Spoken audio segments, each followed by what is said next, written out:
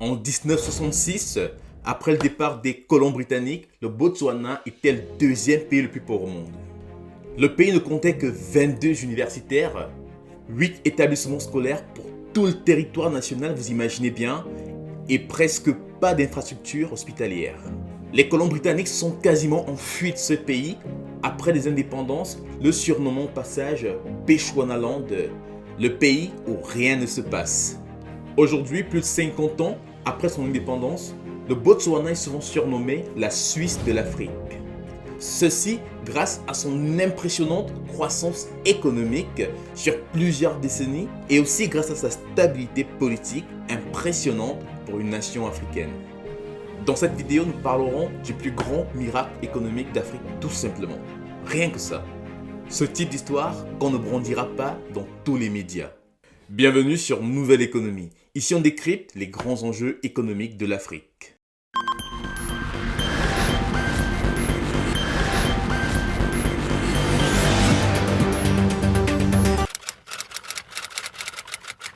Avant l'arrivée des colons britanniques, sur le territoire de l'actuel Botswana, il vivait en toute quiétude, en toute paix, une dizaine de peuples, une dizaine de tribus qui savaient s'accorder, savaient s'harmoniser et savaient vivre ensemble. Pas de grande histoire. Même si le territoire n'avait pas une véritable structure économique ou politique moderne, les peuples, avec leur tradition africaine, savaient se concorder, savaient s'accorder et savaient s'accepter. Mais bien évidemment, cette quiétude ne va pas durer. En 1885, le territoire du Botswana, donc les différentes tribus en fait déjà installées sur le territoire, vont commencer à subir d'incessantes attaques émanant des colons déjà installés dans l'Afrique australe. C'est-à-dire en fait ces colons britanniques pour la plupart déjà installés au Zimbabwe et en Afrique du Sud vont commencer aussi à s'intéresser au Botswana et à attaquer de manière incessante le Botswana. Les différentes attaques étaient menées par un leader impérialiste du nom de Cecil Rhodes. Cecil Rhodes était un leader impérialiste qui a beaucoup œuvré pour la couronne britannique. Cecil Rhodes a travaillé, a colonisé en fait l'Afrique australe et est devenu très fameux, très reconnu. Dans beaucoup de livres d'histoire, on parle de lui. Notamment, son nom a été donné à l'actuel Zimbabwe qui, à une époque, s'appelait la Rhodésie. Face à cette impuissance, les trois principaux leaders des tribus Tswana qui vivaient sur le territoire de l'actuel Botswana se rendirent en Angleterre pour y rencontrer la reine Victoria. Une fois en Angleterre, les principaux leaders des tribus Tswana ont demandé la protection de l'Angleterre, la protection de la couronne. En mode, on ne veut pas se faire coloniser par ces blancs qui sont déjà en Afrique australe. Ces colons de l'Afrique du Sud, en vrai, eux, c'est déjà des barbares. On veut être protégé directement par la couronne, directement par l'Angleterre. Et du coup, à partir de cette année, à partir de 1885, le Botswana, qui ne s'appelait pas encore Botswana, devient le protectorat du Bechuanaland. Et bien sûr, ça il faut le noter, le Botswana n'a jamais été une colonie britannique, mais un protectorat britannique, un peu comme à l'époque le Ghana, le Kenya ou le Nigeria. Durant le protectorat, les Britanniques arrivent au Botswana et là les gars sont déçus. Ils sont déçus, c'est-à-dire le pays est pauvre. Face au peu de potentiel que représentait le Botswana, les colons pendant près de 81 ans quand même, 81 ans de protectorat, ils n'ont pas foutu grand-chose sur le territoire botswanais. Du coup, quand arrivent les grands mouvements de l'indépendance à partir des années 60, 50, quand les différents pays africains commencent à gagner leur indépendance, les Britanniques libèrent gentiment le Botswana. En fait, l'indépendance au Botswana a été une indépendance pacifique. Et ainsi, le Botswana est un pays indépendant en 1966. Au sortir de l'indépendance, le Botswana est tout simplement un pays pauvre, sans structure, sans infrastructure. Contrairement à d'autres pays qui avaient également été colonisés et puis après l'indépendance, qui avaient quand même pu bénéficier d'infrastructures et de structures économiques, politiques. Ce fut le cas pour pas mal de pays quand même qui avaient eu cette base. Le Botswana, c'est un pays qui n'a rien, tout est à refaire. Ainsi, les leaders botswanais qui avaient quand même défendu leur indépendance avaient la rude mission de relever un pays qui partait de zéro, ou alors de plus bas que terre. Pendant que beaucoup de pays africains dansaient, pendant que beaucoup de pays africains chantaient, le Botswana c'était ceci. Deuxième pays le plus pauvre au monde avec un PIB par habitant de 90 dollars. Ça veut dire en fait, un Botswanais vivait avec 90 dollars par an. À titre de comparaison, un Sénégalais à la même époque, en 1966, vivait avec 324 dollars par an et un Camerounais vivait avec 144 dollars par an. Le Sénégalais était 4 fois plus riche que le Botswanais et le Camerounais était 2 fois plus riche que le Botswanais. Pour caricaturer un peu, un Sénégalais qui se levait partait en vacances au Botswana en 1966. C'était un peu comme un Suisse qui vient pour ses vacances à Dakar. C'était la même chose, c'est-à-dire il y avait un écart abyssal entre le niveau de vie d'un Sénégalais et le niveau de vie d'un Botswanais. 93% de la population était rurale, vivait de l'agriculture et de l'élevage, mais ils n'arrivaient même pas à se nourrir. C'est-à-dire c'était un pays de cultivateurs affamés. Et comme ça ne suffisait pas, durant les années 60, il y a eu une grande épidémie qui a décimé le 1/3 du bétail, causant ainsi une grande famine dans tout le pays. Ce qui a donc causé une grande vague d'immigration. La main-d'œuvre du Botswana, des personnes capables de travailler et de créer de la richesse, se sont déplacées de leur pays pour aller vendre leurs compétences en Afrique du Sud et au Zimbabwe, délaissant leur pays dans un état de faiblesse terrible. Le peu de production du pays était exporté dans sa quasi-totalité et le pays avait besoin d'importer toutes les denrées alimentaires. Donc en fait, il y avait une incohérence totale dans ce pays à l'ère de l'indépendance. Sans oublier que quand les Botswanais récupèrent leur pays, donc à l'indépendance, 60% du budget de l'État provenait de l'aide internationale. Mais qui se développe avec l'aide internationale?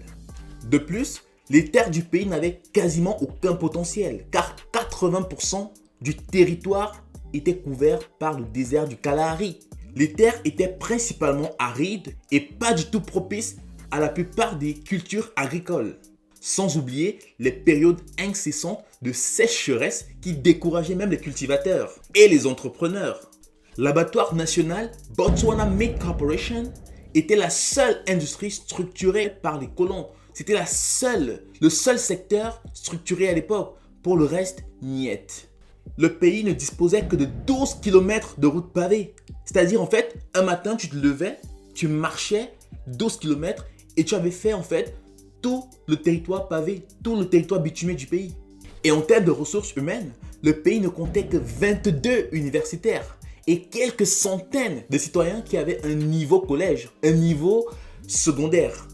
Autant dire que le pays était complètement déstructuré sur le plan économique, politique, infrastructurel et même en termes de ressources humaines en fait. Il fallait partir de zéro. Comme aimait le dire Kwame Masire, lorsque nous avons demandé l'indépendance, les gens pensaient que nous étions ou très braves ou très fiers. En gros, les gens pensaient qu'ils étaient fous quand ils ont repris leur pays. Pendant que certains leaders, à l'ère de l'indépendance, demandaient à la France de les garder comme département français, là on voyait des jeunes leaders qui avaient envie de reprendre leur pays alors qu'ils n'avaient même pas de richesse. Ça, c'est de la bravoure. C'est là que ça commence, c'est là que ça devient rocambolesque. Seulement 1 an après le départ des colons, le Botswana découvre successivement 3 mines diamantifères. La mine d'Opara en 67, la mine de Jwaneng et la mine de Letlhakane en 1973. Ces découvertes vont changer à jamais le visage du pays. L'économie et la politique du pays vont désormais se structurer autour de la manne diamantifère. Au point où l'élevage, qui constituait 70% du PIB du pays, va regresser au fil des années, au point de valoir seulement 2,4% en 2016. Très souvent, quand il y a une grande révolution économique, politique, idéologique, il y a un grand leader. Laissez-moi vous introduire. Pour moi, l'un des plus grands leaders africains, Seretse Khama. Au moment de l'indépendance, le 30 septembre 1966, le Botswana a à sa tête un leader, un jeune leader qui s'appelle Seretse Khama. On pourrait dire tant de choses sur ce grand leader. On pourrait parler de son union avec une blanche qui a défrayé la chronique à l'ère de l'apartheid, bien évidemment. On pourrait parler de son idéologie politique. On pourrait m'aborder en fait son sens de la tolérance. Il y a trop de choses à dire sur lui. Je vous conseille par exemple ce film qui a été fait sur lui ou alors un documentaire que je vais mettre tout simplement dans la barre de description. Mais dans cette vidéo, on va rester vraiment focus en fait sur son œuvre économique et politique à la tête de son pays après l'indépendance. En effet, suite à son retour glorieux, suite à sa prise de pouvoir également, il fonde l'économie de son pays sur 3 piliers majeurs. Le diamant, l'élevage et le cuivre. Seret Sekama, c'est un dirigeant qui a parcouru le monde. Il a étudié en Grande-Bretagne, il a vécu dans plusieurs pays. Donc quand il revient dans son pays, il a un esprit très ouvert. Il est conscient des faiblesses de son peuple et il sait ce que le monde, ce que les compétences disponibles dans le monde pourraient offrir à son pays. Alors, que de s'enfermer dans des idéologies politiques compliquées, par fierté ou par enthousiasme après l'indépendance, il décide d'adopter une posture économique et politique très pragmatique. On prend ce qu'il y a de bon à prendre chez les autres et on laisse ce qui ne nous intéresse pas. C'est comme ça. Ainsi, il met en place une politique économique propice au développement des entreprises. Barrière à l'entrée très faible pour des marchandises. Taux d'impôt très bas pour les entreprises. De quoi favoriser tout simplement l'écosystème industriel du pays. Ces mesures contribuent bien évidemment à dynamiser l'économie nationale, vous imaginez. Contrairement à ce qui se passait dans les pays voisins tels que le Zimbabwe ou l'Afrique du Sud, et contrairement à ce qu'on voit dans la plupart des pays d'Afrique, même encore aujourd'hui, les facteurs de tribu n'étaient pas pris en considération dans la constitution de l'État. En effet, Seret Sekama veut fonder un État juste, égal et aussi compétent. Ainsi, malgré la grande pression que le grand leader a pu subir venant des leaders nationaux ou même de la population sur le fait de déguerpir tous ces blancs qui occupaient encore des postes importants pour y mettre des locaux qui n'étaient même pas encore formés, Seret Sekama a toujours résisté, laissant le temps à son peuple de se former pour acquérir des compétences afin de remplacer ces blancs qui étaient déjà compétents et qui occupaient des postes clés. Il n'a pas fait ce qu'a fait un certain Mugabe. En tout cas, un jour on parlera de ce que Mugabe a fait. En 1969, le Botswana signe un partenariat avec De Beer. De Beer tout simplement était le leader mondial en ce qui concernait l'extraction de mines et le traitement du diamant. C'était une grande entreprise, un grand leader à l'époque et même encore aujourd'hui. Et créent ensemble Debswana, une structure qui allait être consacrée à l'exploitation minière au Botswana. Et dans le cadre de ce partenariat, les leaders botswanais ont pris la peine de négocier pour que 70% de chaque dollar de diamant vendu revienne entièrement au peuple botswanais. C'est pas mal, surtout en 1969. Ainsi, la manne diamantifère a été exceptionnellement bien gérée, très bien gérée par l'État du Botswana. C'est-à-dire en fait là, on ne s'imaginait pas voir un pays africain garder la tête froide avec tant de richesses. C'est ce qui s'est passé au Botswana. Ils ont géré ça à la grande, comme s'ils étaient habitués à être riches. Tout le monde s'attendait à voir le Botswana subir ou alors souffrir du syndrome hollandais ou alors tout simplement de la maladie de Groningen. C'est une maladie qui affecte la plupart des économies, qui repose sur les ressources naturelles et se manifeste par un endettement gagé. C'est-à-dire en fait, prête-moi de l'argent maintenant et je te rembourserai demain quand j'aurai vendu mon bois. Sur l'hypertrophie de la fonction publique, c'est-à-dire on recrute beaucoup de fonctionnaires pour faire travailler le pays, pour faire plaisir au peuple, alors qu'il n'y a pas forcément de besoin, tout simplement parce que le secteur privé n'est pas dynamique. C'est le cas dans beaucoup de pays africains, surtout à la veille des élections. Et aussi des salaires très élevés par rapport à la productivité des travailleurs, ce qui empêche le développement du secteur privé. Quant à l'industrie de l'élevage, l'industrie bovine, qui était à l'époque en fait la seule industrie structurée du Botswana, elle ne sera pas pour autant abandonnée. L'État va y investir l'argent du diamant bien évidemment pour la restructurer, va mettre en place des infrastructures, de la qualification, des compétences pour rendre ce secteur compétitif. Compétitif au niveau national, au niveau régional, mais aussi au niveau international. Ainsi, le leader botswanais crée la Botswana Meat Corporation dans le but tout simplement de centraliser la distribution de la viande. Si on compte se positionner au niveau régional et international, on doit être capable de parler d'une seule voix. Donc toute la viande produite au Botswana est vendue, commercialisée par une seule structure. Ça permet de garder un peu l'œil sur l'évolution des prix et même parfois au Botswana de fixer les prix sur le marché.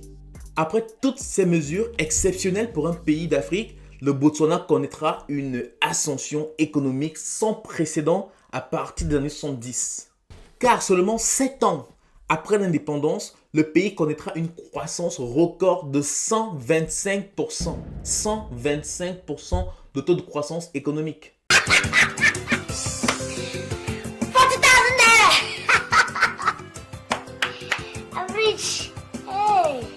Et là viendra le record.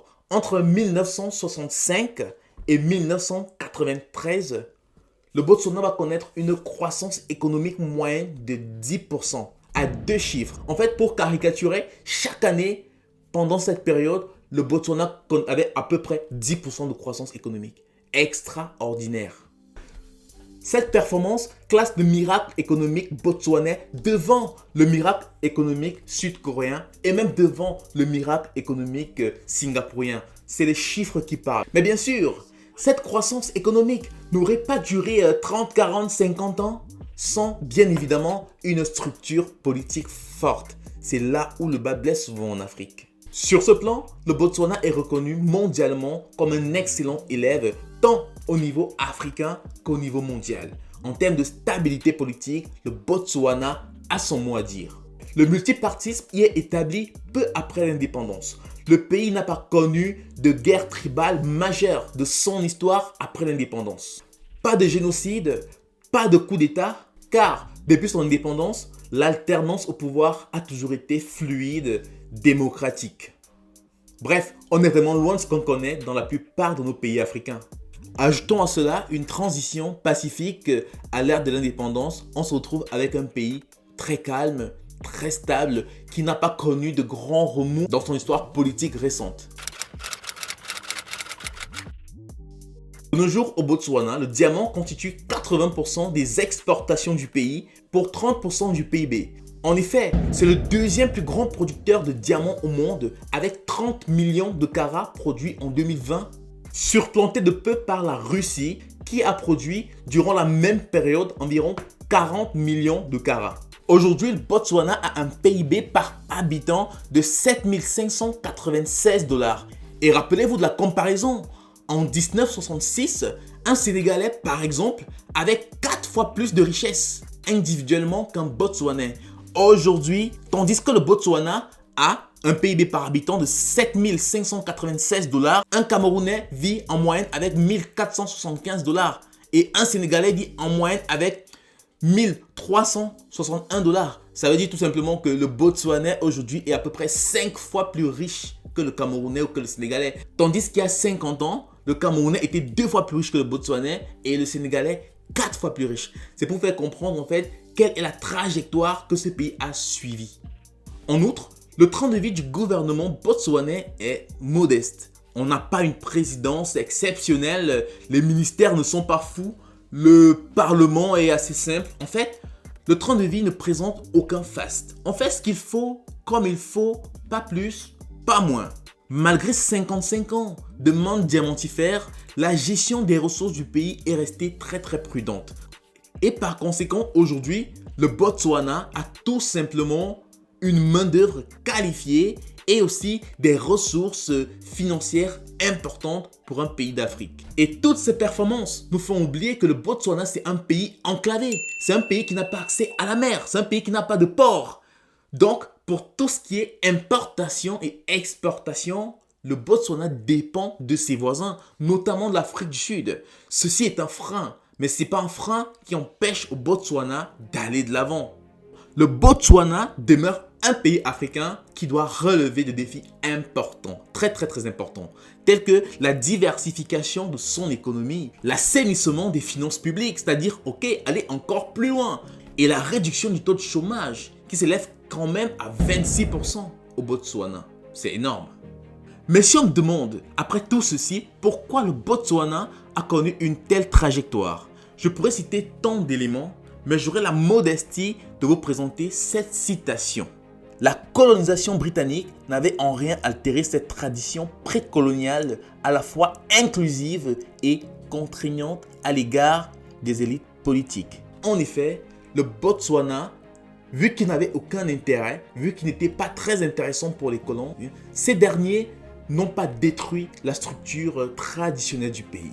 La structure de la pensée au Botswana, la gestion des personnes, la gestion des hommes est restée assez traditionnelle, est restée basée sur des valeurs traditionnelles. Et c'est pour ça qu'aujourd'hui, le Botswana est un pays traditionnel, un pays africain traditionnel qui essaie tout simplement de patauger dans un monde moderne. Contrairement à nos pays qui ont été détruits de la base, le Botswana a encore une base saine. Nouvelle économie, dorénavant c'est ta chaîne. Ici on y parlera tout simplement d'économie africaine et des grandes thématiques, des grands défis qui minent l'Afrique. Alors, si tu veux que l'aventure continue, bien évidemment, n'hésite pas à t'abonner, à commenter et aussi à lâcher un petit like. Merci.